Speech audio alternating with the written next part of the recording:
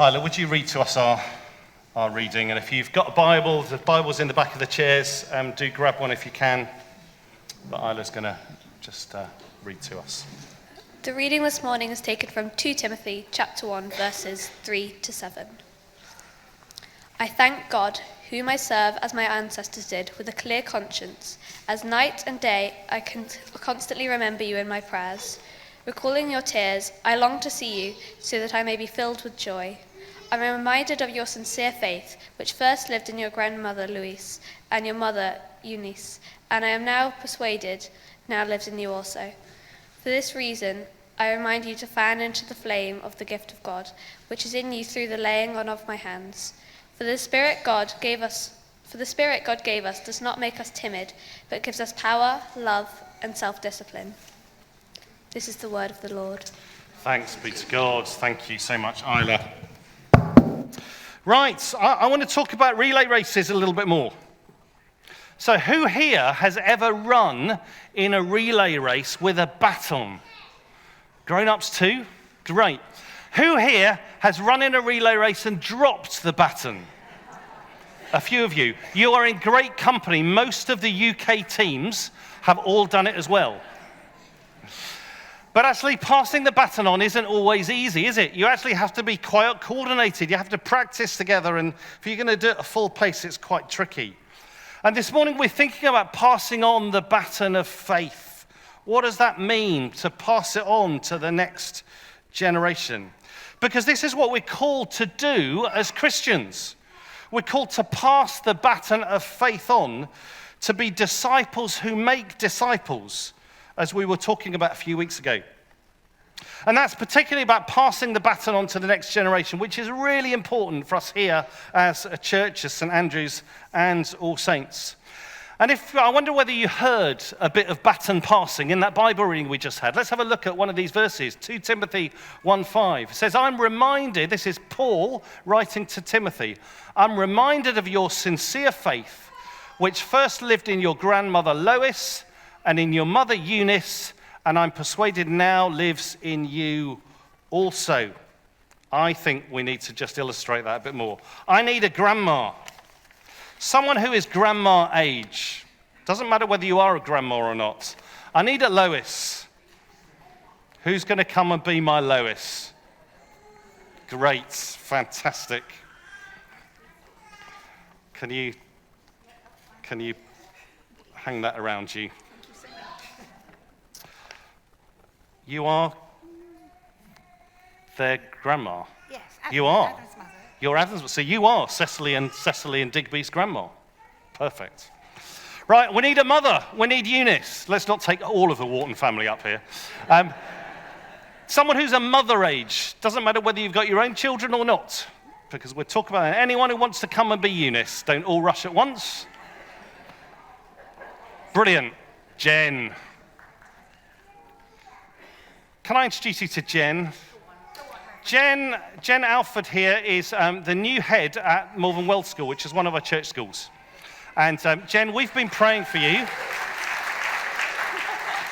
We've been praying for you. We are here to support. I know we're coming into school to do Experience Easter in a few weeks' time, and we love what you're doing. This lady is doing an amazing job of bringing the Christian vision to Malvern Wells. Pray for her. It's not easy, but she's doing an amazing job. And I need a Timothy. Would one of our younger people be Timothy? Eleanor, you can be Timothy. Yeah, we don't need a boy. It's fine. I think Mrs. Alfred needs a friend. Oh, that's right. Yeah, because Eleanor, you go to Malvern Wells, don't you? And you're actually one of the few Christians at Malvern Wells. You're one of the few Christian families, actually. So we need to pray for Eleanor too. So what we see in this story is we see the grandma Lois passing the baton on to the mum Eunice, who passed the baton on to Timothy, and Timothy now is out preaching. He's quite young, but he's preaching amazing things.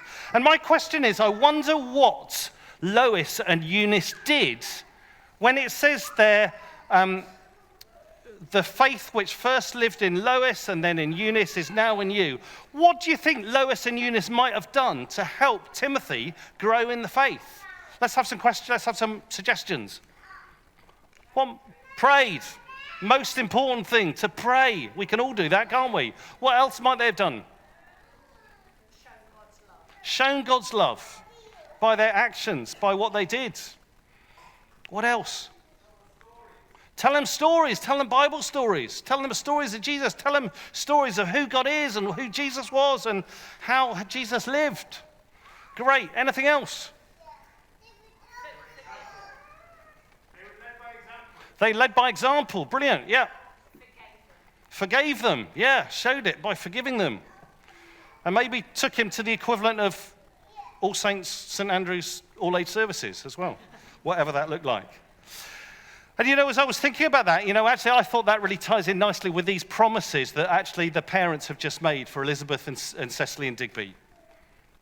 These promises to say, I'm going to show my God's love by what I do and say. I'll take time to pray with them. I'll set aside time to read them stories from the Bible. I'll take them to church so they can learn from other Christians. That's what it means to pass on the faith to our children. Those are some of the things that you can do. And I want to say here that actually these things aren't just for Ruth and Adam and Claire and Alex. They're for all of us. Because actually their godparents here today are parents in Jesus. And that's what they're called to do too, to encourage them to do those things. And if we're part of God's family, then all of us are, if you like, godparents and God sisters and God brothers to each other, aren't we? That's what it means to be loving family. So actually all of us here, whether we've got children or not, we're all called to do these things to each other, to pass on the faith.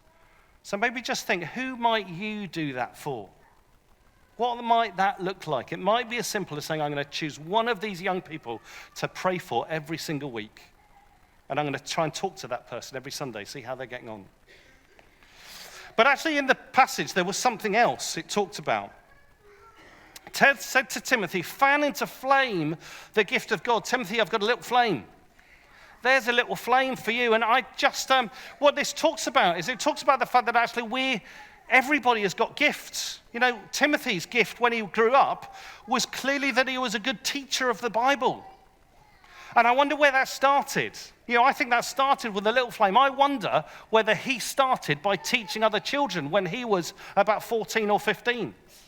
And I wonder whether some older one said, will you come and help me in the children's group? And you see, what that does is it fans into flame. We fan it into flame. That's what we do to make a fire bigger.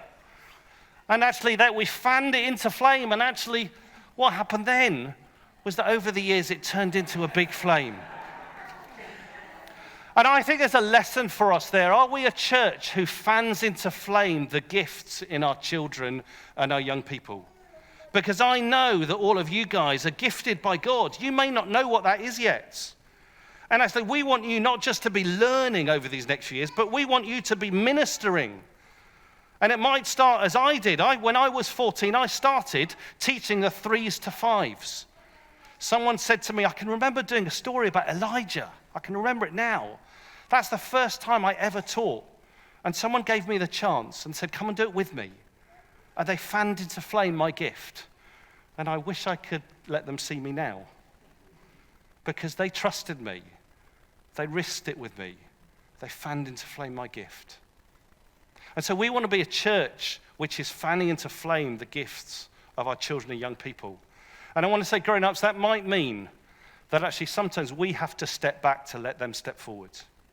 And we have to actually come off the chancel step to allow our children and young people to come on and to make mistakes and to sometimes get things wrong and to sometimes make a mess of things like we have all done in the past.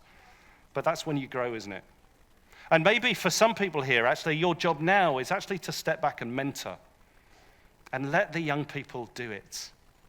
And that's what I'm praying, and that's what I'm hoping. And actually, the last thing it says in this passage is this. And the thing is, we might think, Ellie, you're hearing those things. Do you want to preach now? I've just told her she's leading assembly next. Great. How are you feeling? A bit scared? Because this is a really important verse. It says, for God didn't give us a spirit of fear, but of power and love and self-control. Actually it's saying when we're scared and we don't think we can do it. It's not about us, it's about God giving us his Spirit and giving us his power. Can I tell you a secret? Sometimes when I'm talking up here, I get really scared beforehand. Some of these people have seen me getting quite scared beforehand. And they've prayed for me, and God's helped me. And God does that with all of us. So actually, we're not meant to just be the flames ourselves, but God's Spirit empowers us, just like it did with that Timothy, who had his faith passed on from his grandmother and his mother, fanned into flame as gifts, and he did amazing things for God.